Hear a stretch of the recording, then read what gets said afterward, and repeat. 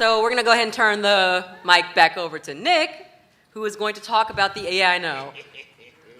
We're going to turn it back over to Nick.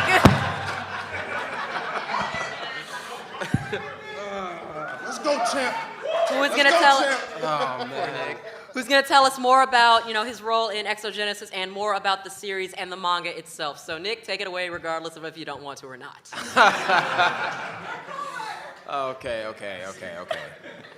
All right, thanks, Jax. Okay, so Exogenesis, it's the series, and it's set in the year 2075, and a lot of my influences for sci-fi kind of come through for this. Things like Akira, things like Blade Runner, Children of Men, which is a good one. My roommate is over there, Nate. It's the homie. That's the homie, all right? So like we sit around and we just watch films all the time, and we're very big like Stanley Kubrick fans. I'm a big fan of Shinichiro Watanabe too, so that's like something I try to incorporate in it. But with EXO, I told myself I didn't want to look at anime when drawing it. I didn't want to look at much manga when drawing it. So in doing that, I tried to make it feel kind of like a film in some of the panels, and you'll see that in some of the manga as well.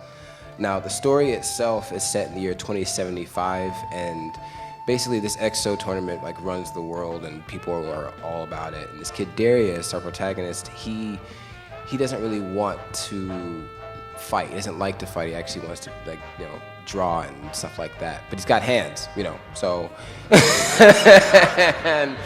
and one thing leads to another. He gets caught up in some mess, and then he ends up becoming drafted into the Exogenesis tournament. Now, the thing is, with stories like these, you always see, I want to be the best, whatever. I gotta be, win the tournament. But we never see stories that talk about what happens when you do become that person. What happens when you start to become successful? What happens when you start climbing the ranks? I feel like there are a lot of stories where people talk about wanting to be the best, but no one ever talks about what happens when you do. So I wanted to touch on those elements of like keeping your morals, keeping who you are. The higher you go up, the circles you end up becoming close with, the manipulation that goes on as you climb the ranks, all for the sake of wealth and money, all that type of stuff.